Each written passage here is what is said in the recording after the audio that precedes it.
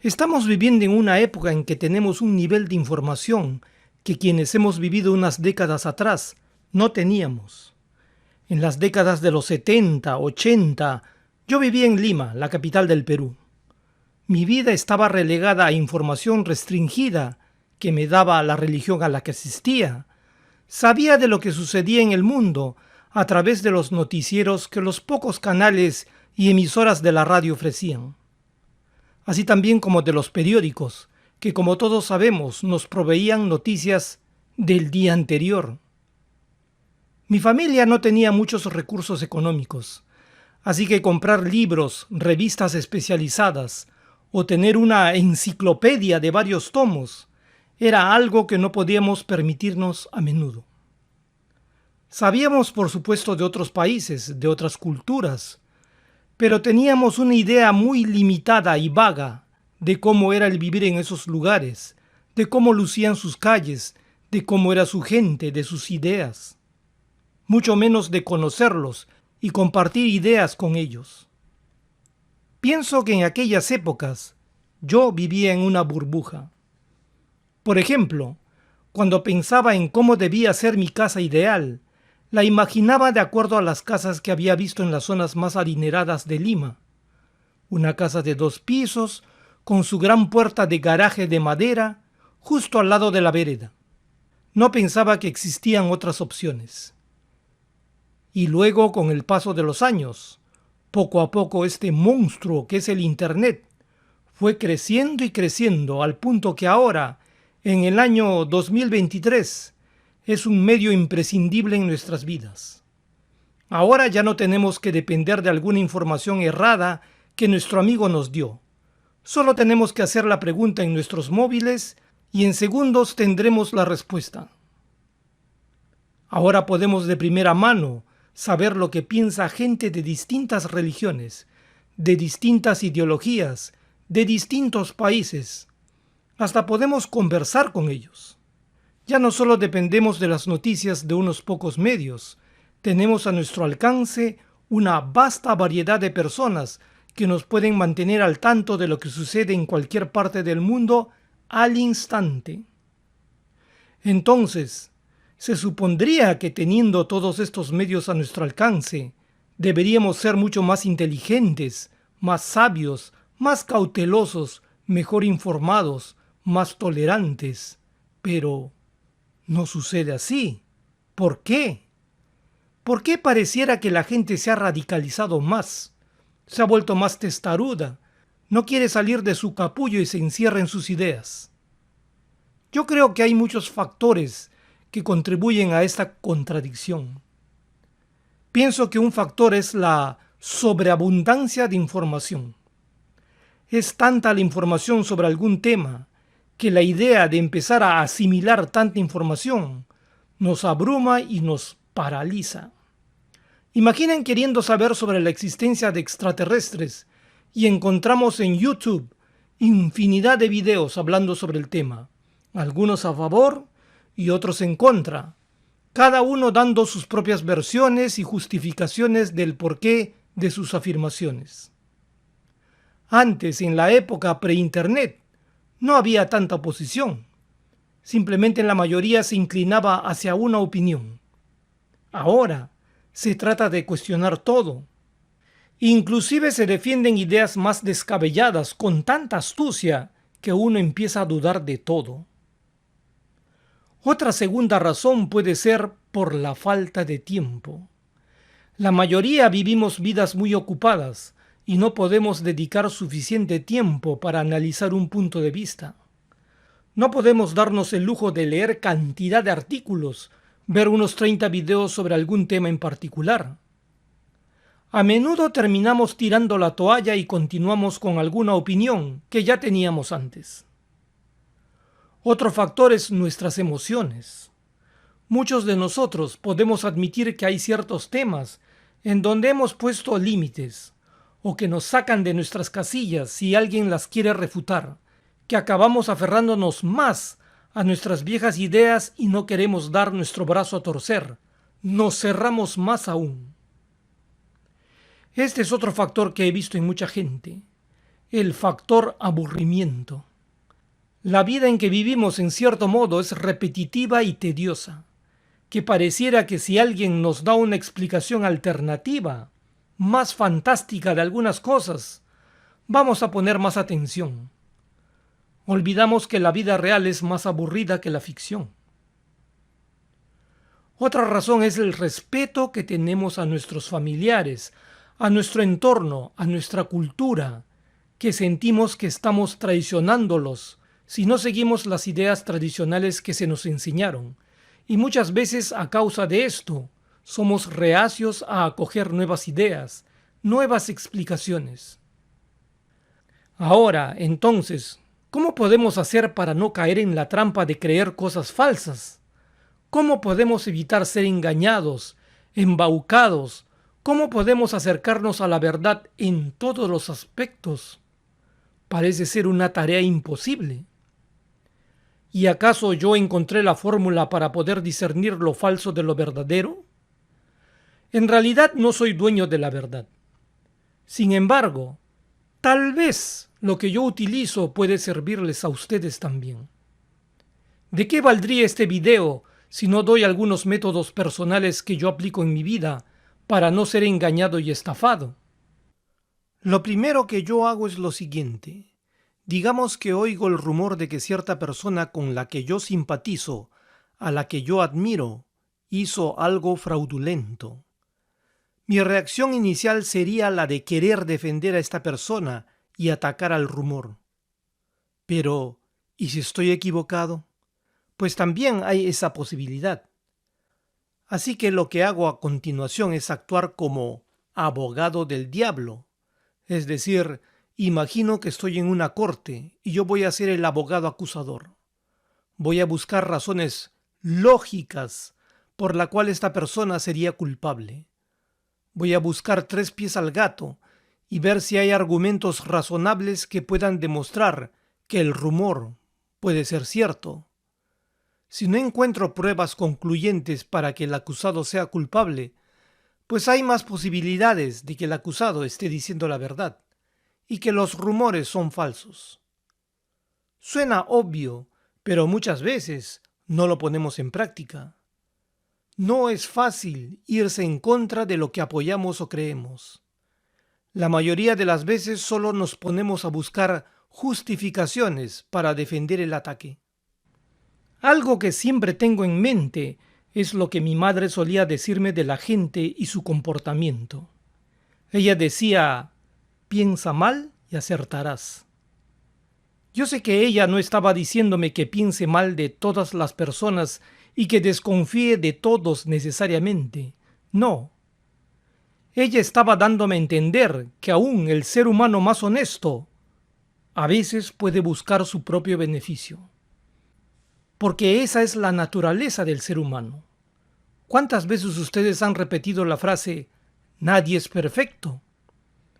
Para mí, no existe ser humano en esta tierra que no pueda alguna vez mentirme o engañarme, o que pueda pensar en su propio beneficio y no en el de los demás. Todos potencialmente podemos hacer eso.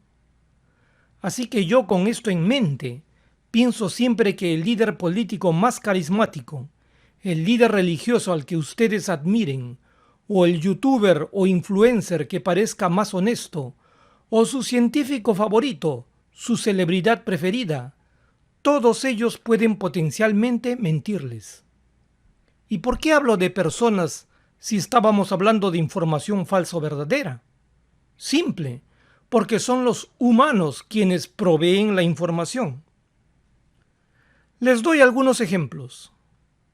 En la historia de la Iglesia de los Mormones, ya es oficial y aceptado por todos los miembros que el fundador de la Iglesia, José Smith, se casó con varias mujeres. Pero ellos afirman que José solo se casó con ellas, pero no tuvo relaciones sexuales con ninguna, solo con su primera esposa. Y apoyan esta idea demostrando que hasta el momento se ha comprobado que José no tuvo ningún hijo con las demás esposas. Y esto es cierto. Ahora, Según José, este asunto de la poligamia fue un mandato de Dios, y no solo fue practicado por José, sino por otros hombres miembros de la iglesia en ese entonces. El asunto es que hay históricamente registros que muestran que otros líderes mormones que practicaron la poligamia en aquella época sí tuvieron hijos con sus otras esposas. Y de aquí es fácil deducir que el mandamiento del matrimonio plural incluía casarse con varias mujeres y llevar una vida íntima como cualquier pareja casada, incluyendo José Smith. Si así no hubiera sido, los que practicaron la poligamia y tuvieron sexo para procrear a sus hijos habrían sido excomulgados de la iglesia. Pero el mormón fiel va a decir, sí, pero él no tuvo hijos con ellas. En conclusión, él no tuvo relaciones sexuales. Y esto es fácil de refutar. Hay formas de evitar el embarazo. Lo sacas antes que termines. O abortos. Quien no es miembro y se le explica la historia, fácilmente se puede dar cuenta que la iglesia mormona quiere pintar al fundador como un tipo santo, que, bueno, se casó con varias esposas, pero que no las tocó. Pero ni se esfuerzan en defender a los otros líderes que tuvieron varias esposas y tuvieron muchos hijos con ellas. Uno de estos líderes famosos fue el mismo sucesor de José Smith, Brigham Young, quien tuvo 55 esposas y 57 hijos con ellas. Otra razón para sospechar de José Smith, que simplemente se aprovechó de las mujeres, es que han habido otros casos históricos de líderes religiosos en donde utilizaron su jerarquía y poder para abusar de las mujeres miembros. Les doy otro ejemplo. El expresidente Donald Trump afirma que el partido de oposición de los demócratas hicieron trampa en las últimas elecciones y le robaron el triunfo. Antes de analizar esta parte, creo que todos saben que Trump no es un tipo honesto. Es costumbre antes de ir a elecciones presidenciales en los Estados Unidos de que cada candidato muestre su declaración de impuestos. Trump dijo que él no lo podía hacer, pues sus impuestos aún estaban siendo revisados. Continuó con esta excusa durante toda su presidencia, 4 años, y aún después de dejar de ser presidente. Dijo que si le daban 2 meses más, él habría terminado de construir el muro que tanto prometió entre la frontera de México y Estados Unidos. Cuando dejó de ser presidente, solo se había construido un 20% de este. Prometió que él tenía un nuevo sistema de salud, en donde todos no tendríamos que pagar mucho a la hora de ir al doctor.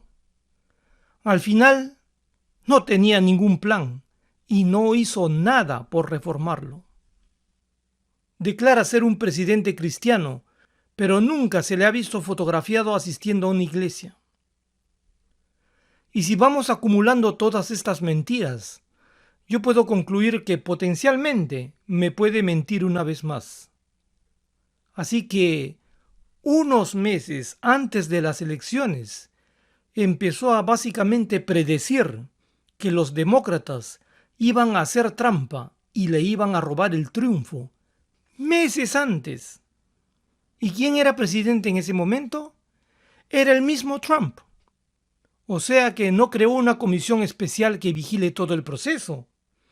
Es decir, que aun cuando los republicanos estaban en el poder, los demócratas fueron más listos que ellos. Trump ya había utilizado el mismo discurso de que los demócratas habían arreglado todo para hacer trampa y ganar las elecciones del 2016. E igualmente dijo todo esto meses antes de esas elecciones. ¿Y qué sucedió ahí? Él ganó. ¿Cómo ganó si los demócratas ya tenían todo arreglado para ganar? Y luego repitió el mismo discurso antes de las elecciones del 2020. Ahora, ¿es posible que los demócratas puedan haber hecho trampa? Es posible. Pero, ¿Acaso no es también posible que los republicanos podrían haber buscado una manera de contrarrestar eso haciendo trampa también? Ahora me van a decir que los republicanos son unas santas palomas, que fueron inocentes y nunca pensaron en hacer algo. Ambos partidos son astutos. Se hablaba en las redes sociales muchos meses antes de las elecciones que se sospechaba que Trump no iba a querer dejar el poder. Esto ya era una guerra avisada. Y todo esto me hace sospechar que Trump perdió. Así de simple. Para mí es el típico tipo narcisista que no puede admitir que perdió y que va a continuar con la mentira hasta que se muera. Y como de costumbre, si alguien va a salir diciendo, pero el presidente actual demócrata Biden también es corrupto, deshonesto, pues ya tenemos dos presidentes deshonestos, Biden y Trump. Hay otra cosa que sabemos, pero que podemos olvidar. Todos quisiéramos tener bastante dinero. Más allá del dinero necesario para subsistir, queremos mucho más para tener todos los lujos que el dinero proporciona en esta vida. Y el dinero también proporciona poder y fama, poder de hacer lo que nos venga en gana, y como seres que siempre necesitamos ser validados, ser admirados, muchos de nosotros deseamos la atención de los demás. La mayoría de las cosas que hacemos en esta vida están vinculadas a estas razones. La mayoría de youtubers soñamos con subir videos que potencialmente tengan millones de vistas y que al mismo tiempo ganemos mucho dinero, más allá de lo que ganaríamos en un trabajo promedio. Y esto es válido, pues el ser youtuber también es un trabajo que requiere mucha dedicación. El problema está en que por causa de que el factor dinero es muy atractivo, existen muchas personas que van a subir temas controversiales, conspiranoicos, pues ellos saben que mucha gente siempre quiere explicaciones alternas a muchas de sus interrogantes. Para mí, si alguien habla de una conspiración en algún video, pues no hay problema, pues de todas las conspiraciones que se habla allá afuera, posiblemente algunas pueden ser ciertas. Pero si su canal está dedicado a hablar solo de conspiraciones y año tras año sigue hablando de alguna nueva conspiración, pues yo personalmente dudo. Yo he visto a muchos analistas políticos de izquierda pasarse a la derecha, pues se dieron cuenta que allí hay más vistas y se hace más dinero. Y algunos hasta se han radicalizado. Para mí el creer que la sección exponiendo infieles de Badaboom era real, o que los casos del programa Caso Cerrado sean reales, pero representado por actores, o que si alguien pone en las redes la foto de un niño enfermo y luego dicen «no te vayas sin dar un amén», o la foto de un niño negro que diga «nadie me dice que soy lindo», y que apelen a tus emociones y uno caiga en la trampa, me parece un buen indicador que podemos caer en otras estafas de gente que solo está buscando hacer dinero. Inclusive encontramos este tipo de gente vinculada a la ciencia, los famosos vendedores de humo, que prometen alguna nueva tecnología que ni siquiera la han inventado todavía. Y alguien me podría decir, ¿pero acaso es que no podemos creer en nada? ¿Estás sugiriendo que no podemos confiar en nadie? Yo puedo poner mi confianza en algunas personas, pero no podemos negar que allá afuera hay mucha gente deshonesta que quiere embaucarte para conseguir algo de ti, y uno debe aprender a ser cuidadoso y a discernir. Este fenómeno no es de esta época, siempre ha existido desde el momento que aparecieron los seres humanos. Solo que ahora estas personas tienen acceso a nosotros directamente a través de la tecnología. Ahora pueden llegar a más personas.